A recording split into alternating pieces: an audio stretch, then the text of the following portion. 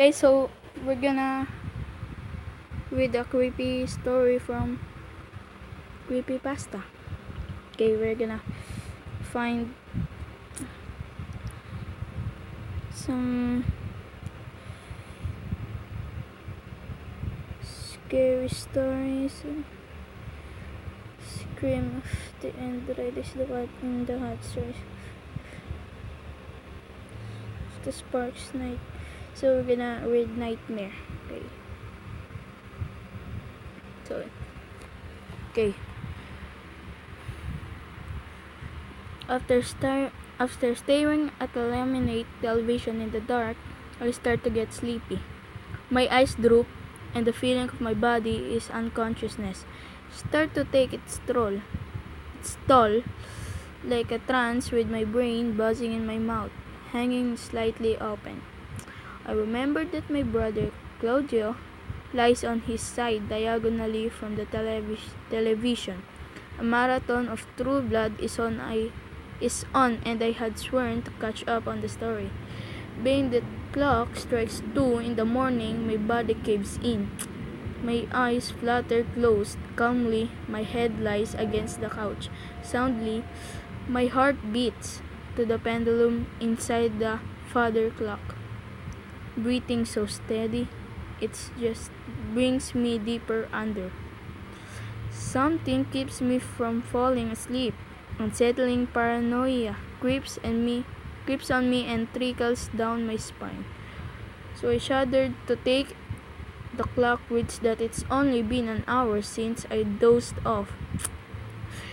Time slips when you are unaware, reminiscing in the cozy stress.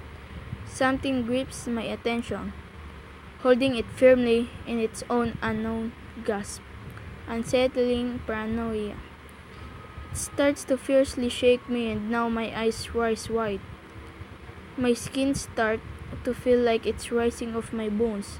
I scan the room, where now I rest my eyes on the sliding glass door in the corner of my living room. Outside it seems so normal, the darkness so absent of light. Gropes against the trees so the color goes away. Everything is so black. Curiosity gets the best of me and carries me exhausted body to the clear surface of the cold glass. There's no moon in the November night sky. It's covered by clouds, giving the night no chance of life. My eyes squint with no helpful use to see out into the night. It pulls me with a rope wrapped around my waist. But I hesitated because I fear the unknown background noises like the television and my brother sleeping without a care without this disturbance annoying the corners of his simple mind starting to fade away. The leaves move and the blackness stirs. Yellow eyes flash at me, staring at me with the nothing fierceness of being. I want to go out and talk to this irritating fear. Usually, one would want to run away from something that glares deep into the soul with insanity, but I must know what lies under the other side. My brother awakens and asks, "What am I doing?" I slide open the door without acknowledging him. A cool breeze whispers in my ear, and against my skin. There is a long dirt path that leads in the woods. Taking my baby steps, my curiosity leads me on. Morph yellow eyes sprinkle the dark trees and the bundle of bushes. They started rising out of nowhere. I'm not sure what causing me to keep walking forward, but with every step I take, my heart grows in a cowardice. My palms get sticky with sweat along. An unwelcome wave of warmth flowing through me. It is dread that makes my stomach turn, that makes my knees wobble, that raises my mind and turns my sanity upside down. The yellow eyes seem to be burned their way into me. My breathing speeds and I walk faster. The darkness reaches out to me and touches me. trying to get its hold in me. More yellow eyes come together and I see sickly shape of around the small yellow orbs. Large and deformed, the air is thick with the odor of iron, almost like blood.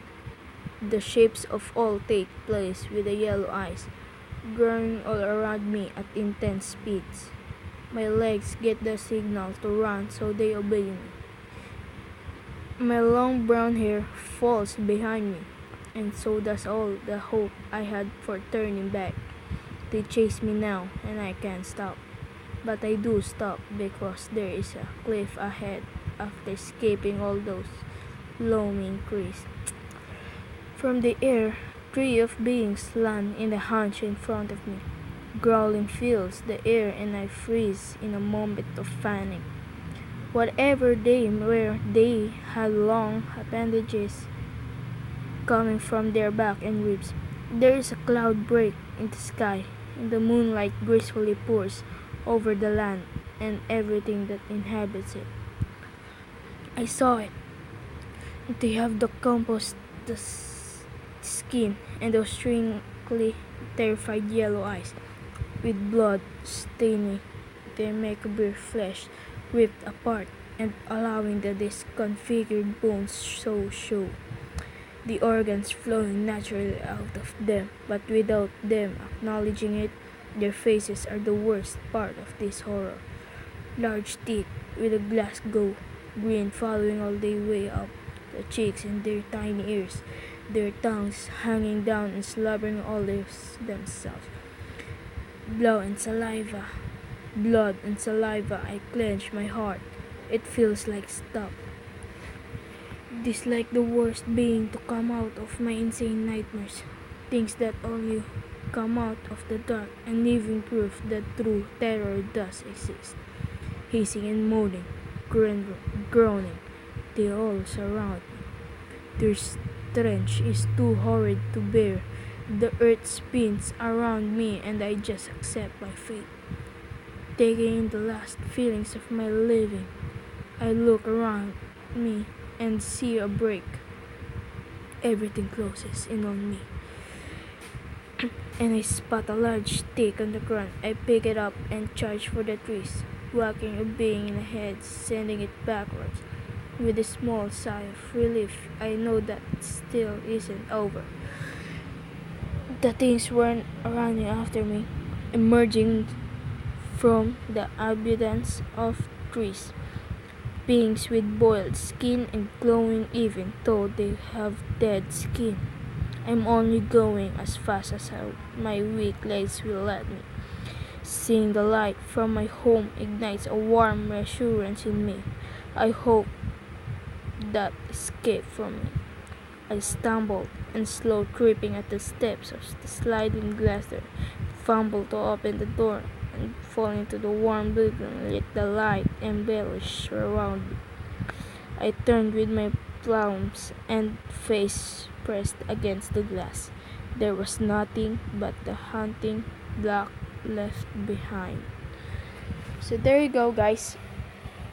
If you want more scary stories, subscribe and like this video. So, gotta see you next time. Bye.